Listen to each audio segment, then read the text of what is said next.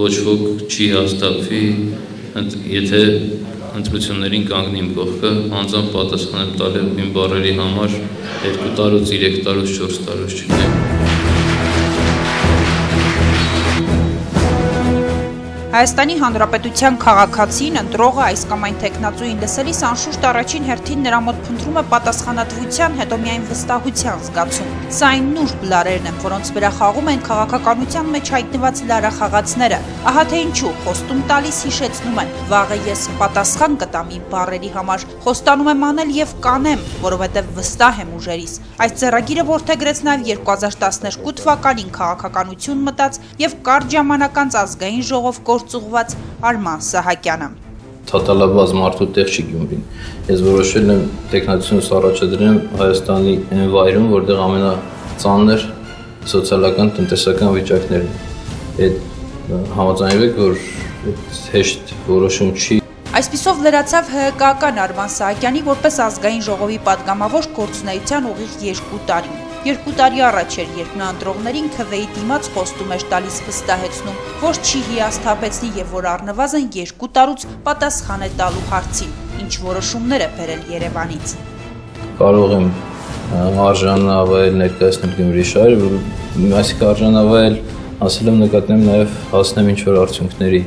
Երևանում Գյումրի շահերը ներկայացնելը, որովհետեւ ամեն դեպքում կառավարությունը Երևանում, ամեն ինչ բոլոր գերատեսչությունները Երևանում են եւ Երևանում այդ հարցերը լուծվում են Երևանում։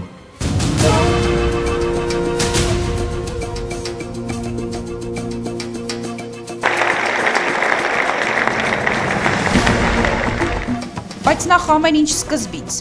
Համեմատաբար ակտիվ գործունեություն նա սկսեց 2011-ին, մամլո ասուլիսներ, տարեվերջին արդեն թեթև ակնարկներ, որ մայրաքաղաքից ժամանած գործարարը ցանկություն էր հայտնում զբաղվել քաղաքականությամբ։ Ամեն ինչ գործնական փուլ մտավ արդեն 2012-ին։ Արման Սահակյանը հայտարարեց, առաջադրելու է իր թեկնածությունը ազգային ժողովի 2012 թվականի մայիսի 6-ի ընտրություններին։ Հաջորդ քայլը շատ ճուշացավ։ Նա համալրեց Հայաստանի Հանրապետական կուսակցության շարքերը։ Հայտարարեց, գիտի ինչու է անդամակցում, որպեսզի գործ անի Գյումրիում, որ հարցեր լուծի, դռներ թակի, կաբինետներ մտնի եւ ապահովի Գյումրու վերելքի ուղին։ Հանրապետական կուսակցությունը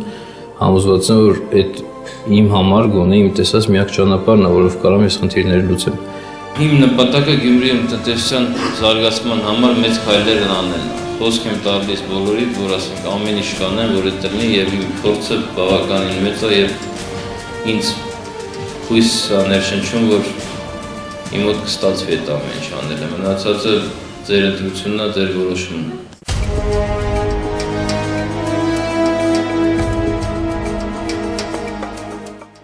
Ակնհայտ էր, որ քաղաքականություն սահմանափակ թվով երիտասարդների մուտքը նախագահականի երիթևի ծրագիրն էր, փորձարվեց կոտրել կարծրատիպերը իբրև թե հնացած դեմքերին փոխարինելու են գալիս ինտելեկտուալ երիտասարդ կադրեր, ովքեր որոշակի իմիջ էին հաղորդելու Սերժ Սարգսյանի ռեժիմին, իտես ոչ թե շարքային քաղաքացիների, այլ միջազգային կազմակերպությունների, թե տեսեք ինչ բարեփոխումների մեկնարկ է տրվել Հայաստանում, ինչ գրագետ կադրեր են փոխարինելու վարկաբեկված հնաբնակներին խորհրդարանում, Սերժ Սարգսյանի մերձավոր շրջապատից պեղվեցին մի քանիսը։ Նրանցից մեկին Սերժ Սարգսյանի փեսայի ընկեր Արման Սահակյանին արագորեն եւ արհեստական կերպով փողատեր գործարարի իմիջ եւ փայլ հաղորդեցին։ Սակայն այդ պատրանքը հոց էր ցնդելու եւ պարզվելու էր, որ Արման Սահակյանի հաջողության միակ բանաձևը Միքայել Մինասյանի ընկեր լինելն էր։ Հենց միայն այդ հանգամանքը բավական էր, որ կանաչ լույս վառվեր Գյումրիում ճանաչում չունեցող Արման Սահակյանի ճանապարհին եւ առանց բարդությունների նա ստանար հանրապետական կուսակցության աջակցության ամբողջ սպեկտրը, ընտրությունների ժամանակ կիրառելով վարչական բոլոր հնարավոր լծակները։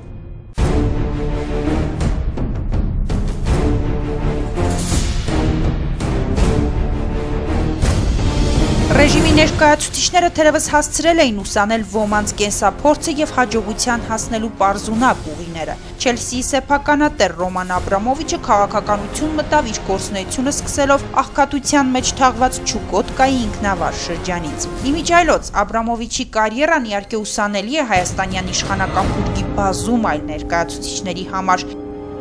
Ինչպես շողոքորտել եւ սպրդել, ինչպես ծիկրակել բարձրաստիճանների դռների արանքից ներս հրավիրվելու ակնկալիքով։ Աբրամովիչին նմանակելու փորձերը ցույց են տնում հանրապետական կուսակցության երիթևի մաքսիմալին հասնելու պատկերացումները։ Ռեժիմի ինտելեկտուալ հատվածը գտավ, թե որն է Հայաստանի ճակերտավոր Չուկոտկան եւ որքան եւ ցավալի է հանգրվանեց հյուրընկալ Գյումրիում։ Բավականին շատ են քաղաքներ, որոնք ունեն նմանատիպ խնդիրներ մանրատարվել են Եվրոպայում, մենք իրանց փորձը նայել ենք, հաջող փորձը, ում մոտ ինչն է ավելի լավ ստացվել, եւ Գյումրիի խնդիրների հետ ում խնդիրները համընկնում եւ դեռ կառուցել ենք ծրագիրը։ Պարոն Սահակյան, ցանկանում ենք, որ մայիսը ձեզ նվիրի միայն լավ, գեղեցիկ իրադարձություններով լեցուն վայրկյաններ։ Հայոց հանրապետական կուսակցության եւ ձեր օգնությամբ շնորհիվ կմեղմանան գյումրեցիների խնդիրները եւ բոլորի դեմքին ես համոզված եմ կլինեն հաղթանակի շաբաթներ։ Սկսեցին հետևողականորեն ձևավորել իմիջ իբրև թե ահա կայացած, ապահովված երիտասարդ գործարար է եկել մայրաքաղաքից, ով արդեն չունի վաստակելու խնդիր, փողը կա, կապերը կան եւ գիտեն նաեւ եվրոպական տարբեր երկրների զարգացման փորձը, ուստի մնում է հետևողականորեն կիրառել փորձված մեթոդները, համակարգային լուծումներ առաջարկել եւ կատարել դրանք։ Ես ուզում եմ նոր շունչ տալ Գյումրիի տնտեսությանը, դարձնել քաղաքը արտաքին ներդրումների համար առավել գրավիչ։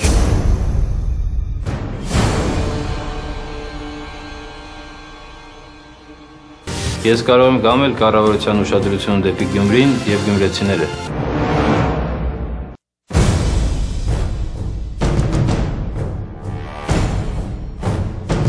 Կանգնիր իմ կողքին եւ քայլենք միասին դեպի մեր երազած Գյումրին։ Արման Սահակյան, գիտեմ, կարող եմ, կանեմ։ Կարմիր թելով ողջ քարոզարշավին Արման Սահակյանը խոսեցեց այս մասին։ Համոզեց Գյումրեցուն, որ ինքը պատկերացնում է ինչպես է զարգացնելու երկրորդ քաղաքի փլուզված տնտեսությունը, նա կապեր ունի դրսում, ձևեր գիտի, թե ինչպես է համոզելու արտերկրի ներդրողներին գալ այստեղ, զբոսաշրջության կենտրոն Գյումրի։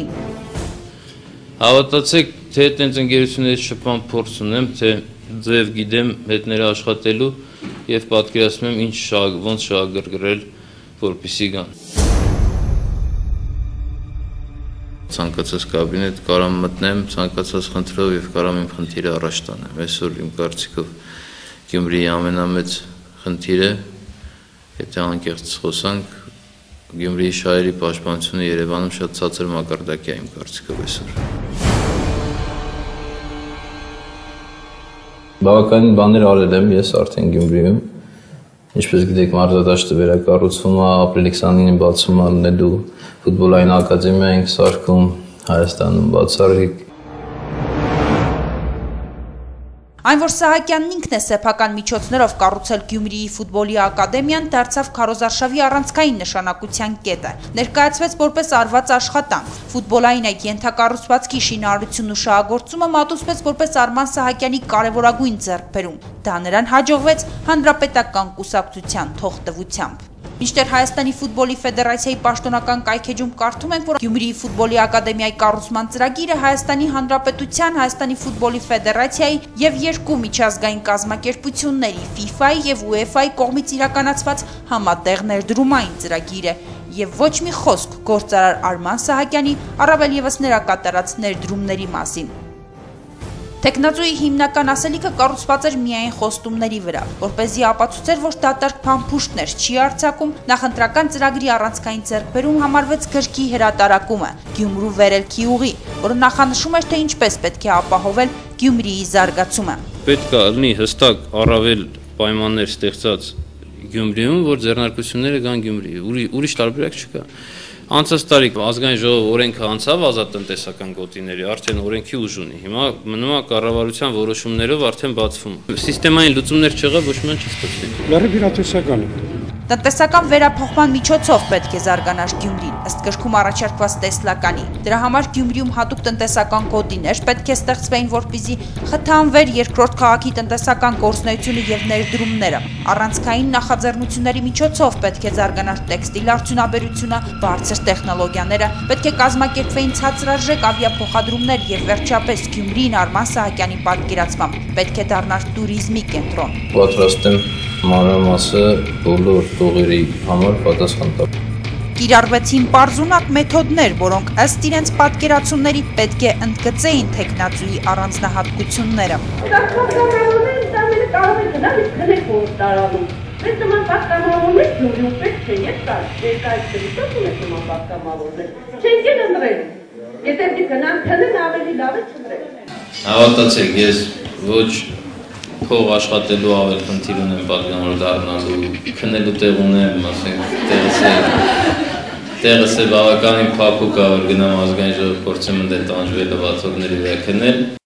Վարչական լծակների կիրառմամբ լեփ լեցուն դահլիճներ։ Արման Սահակյանին գովերգում էին բժիշկներ, մանկավարժներ, մշակութային գործիչներ, ընտրողին համոզում, հերթական անգամ հուսախաբ լինելու տարբերակը բացառվում է։ Խոստում բառերի համար առնվազն 2 տարի անց պատասխան տալու։ Այսօր ես ձեր հետ խոսում եմ, կանցնի մի քանի ամիս, հետո դուք գիտեք, ասեք, բան չեղավ, ասենց ասիր, բանից ասիրից։